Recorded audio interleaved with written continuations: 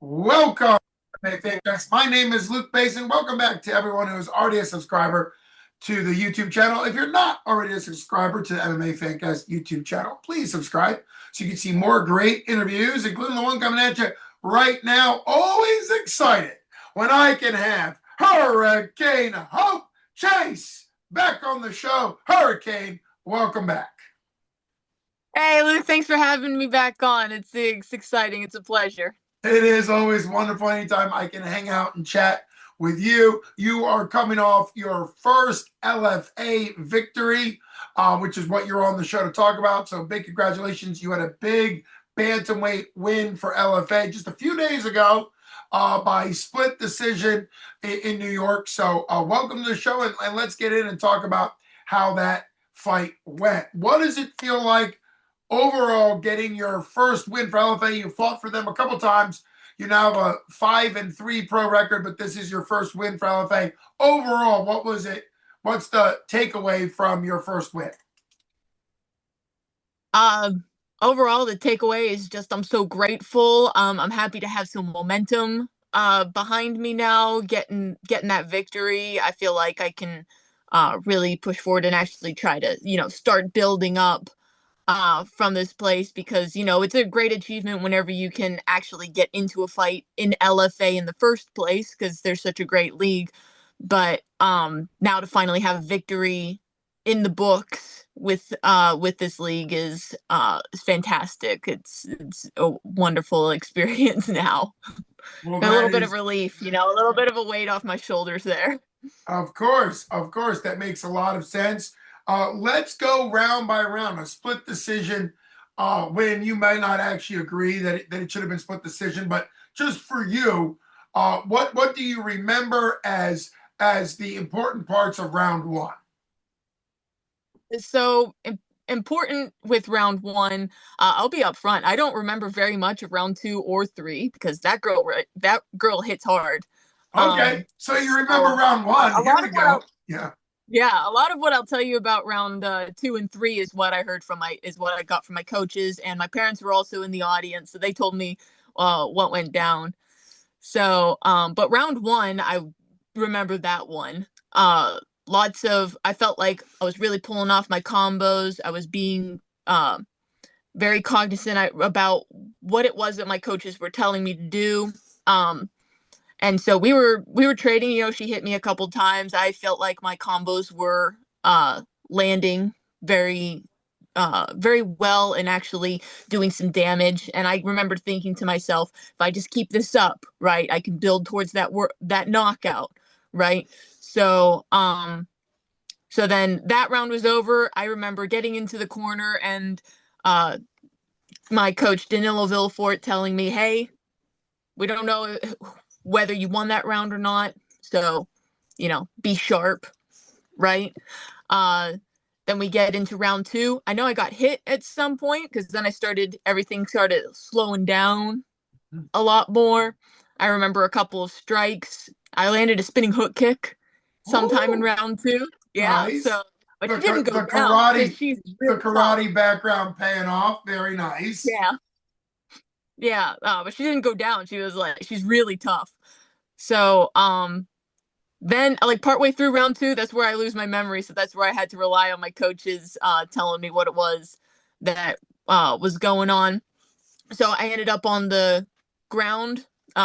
She and then I got her back, was working, working from the back, trying to get chokes or cross faces, whatever was gonna work.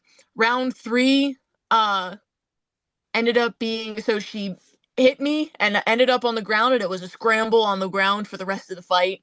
Ended up fighting from the bottom. I shot up. I tried to get two triangle attempts up there. Didn't quite get them secure, but I was shooting for it, fighting for it. And then yeah, so at the end it was a war. It was a war. As you can see, I still have the makeup from the fight on. Her side of her face was like blown up with a big hematoma, like from the back of her ear all the way up Mm. there. So, yeah, we traded a lot. Well, that might have been that hematoma might have been from the hook kick, since it seems like punches could have done that, but it seems like a blow, a more substantial blow, like an elbow, a knee, or in your case, since you mentioned a hook kick. What has your coaches told you about round three? You walked us through what they said about round two. What did they say to you now about round three? So one of my coaches, my uncle Jeff, said, like, you stood in the middle like Rock'em Sock'em Robots, trying to see whose head was gonna pop off first. Okay, So hey, all instinct at that point. Anything that happened from middle of round two forward was all instinct. sure. So was ready to bang. Um, I think what was they told me that uh 1/3 away of the way through round three is whenever I got knocked down, and then the rest of the fight ended up being on the ground from there. Uh, but yeah, it was a really good, really good banger, really good opponent. Like she was super tough. Yeah. Yeah, well, it sounds like a great battle back and forth. When did your memory return? Do you remember? I've seen pictures and videos of you being declared the winner, which is exciting. You clearly reacted, but do you remember that? When does your memory come back? Do you remember getting declared the winner? Yes, I do. I remember sitting in the corner after round three, thinking it was the end of round two, Sure. and my coaches were like, "No, the fight's over." So then I go up, and I remember getting my hand raised and doing my signature hurricane kick at the Of end. course. Uh, Yes. yeah, you got to do that whenever you have the victory, put a stamp on it. Um, and so then from that point on, I Sure. remember everything. Uh, yeah, and I feel like uh it was good back and forth, and she ended up having to go to the hospital on being like taken to the hospital on a uh stretcher. She was sitting up, right? She was conscious. It's not like she was Yeah. strung out. um but I was able to, walk around, go get a shower before I went to the hospital, and got everything checked out. So very yeah, very, very nice fight. I'm thankful to LFA for having me back, and having me back here in closer on my side, so I was able to drive up very easy with the travel. I've been at that venue already with LFA before, so it was a familiar environment. Um, and being the first fight up, there was no wait, there was no dilly dallying either, because by the time I got my hands wrapped, and I by the time I saw the doctor and got my hands wrapped before, I had like maybe 2 minutes to like really move around before the rules meeting. And of course, everyone's got to be there for the rules meeting. But then we only had 20 minutes before the actual fight started to warm up and get ready. So I'm really grateful not only to Coach Danilo Villafort and Jeff Kennedy for being up there and being my corner, but also Bryce DeLeon and Ethan Slack. Bryce was in my corner, but Ethan was up there as well, and they helped me tune up earlier in the day. Like, they drove up, they came Thursday night, and Friday morning we went over film, we went over strategy, and was able to train and get that work in. So it ended up being far more vital than you would at first realize, because of how short of a time I had from the point right before the fight to warm up. Sure. Well, that goes a lot, like you said, to your teammates and, of course, your coaches. But there's a lot that goes into the fighters fighting, and teammates being able to help is a beautiful thing. You've mentioned Coach uh, Danilo Villefort and Coach Uncle Jeff several times. You are fighting out of Indio Dojo, have been for some time. A lot of exciting things have been happening at Indio. You guys actually grew so much that I believe you moved locations and all that. So what has it been like being so well connected to India Dojo? And talk a little about the growth and your excitement to be part of a program and some of the other fighters. I mean, obviously, it's a great gym, highly recommended Indio Dojo. Well, it's great to be connected to such a legacy, and just people at Indio Dojo are just great people. Iron sharpens iron, and Indio Dojo is essentially made of iron. Like, you cannot work with anyone without really improving yourself in one way or another.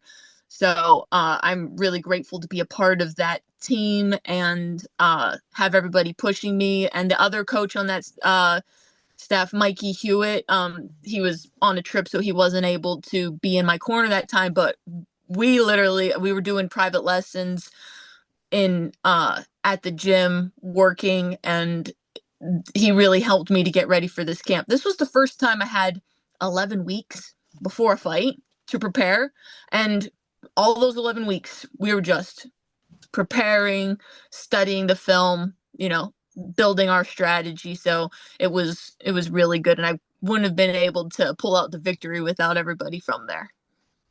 Well, that's a great testament to your hard work, but also the hard work of the layers of coaches, the sparring partners, all that. And it does sound like the 11 weeks was kind of a ideal. That's a very big build up. Most people 6 weeks would be considered sort of like a fairly well ahead fight, because a lot of fighters, yourself included, sometimes take fights on 2 weeks notice or less, something like that. So it's a real blessing that it all worked out and went so well. Obviously, great to hear that you're okay and got checked out of the hospital. Also great that your opponent's okay, because we wish her the best in the future. That's wonderful. Part of me, having fighters on the show and talking about gyms and what support is outside of the gyms, outside of the technical side, there's also the sponsorship side, the support that goes into you and everyone being able to eat right and train right, all those things. And I know you have a great sponsorship family, a great sponsorship team. So who are your sponsors, either individuals or companies that helped you this training camp to get you to LFA again, and also the big win? Yeah, so I have a great group of people that have supported me through sponsorship. So I got GRM Contracting, White Viper Martial Arts, this is my parents' gym, White Belt Black Coffee, Diamond Cleaning Services, Independent Financial Service Group, Up Power, sorry, U Powered, and PA Fitness West, which is a gym in my area. That I've also had family just supporting, chipping in, say, hey, here's a lunch for you, go do well. And uh yeah, it's without all the support, I wouldn't have been able to put as much. It takes that stress off of you. You don't have to be scrambling, oh, how am I going to cover this? How am I going to cover that? With the sponsorships, it really helps you to put more of your time and energy into just making sure you're eating right, putting the training in, spending that mental energy preparing for the fight and thinking about your opponent. It's just priceless. So I really appreciate all the support that I've gotten from all of my sponsors. Well, it is a big part. It's a big part of your performance. Fight night is the whole buildup. And I always throw this out there. If people individually want to support a fighter, or you represent a business, reach out. Reach out to the gym. If you don't have direct contact to the fighter, reach out to your favorite fighter. Obviously, you mentioned, some of these are well-established relationships, some families, some, friends for a long time. But a lot of times people don't realize that amateur fighters, pro fighters, basically, unless they're at the UFC level where some of those sponsorships are banned or controlled. Mm-hmm. The vast majority of fighters at any level outside of maybe the UFC would welcome it, because there's all types of opportunities, and the different, it's a business thing, but can be very helpful. Well, for you, you're ending the year just before Thanksgiving, so obviously happy Thanksgiving to you and everyone. I don't know if I'll have somebody else on before Thanksgiving, so happy Thanksgiving week to everyone.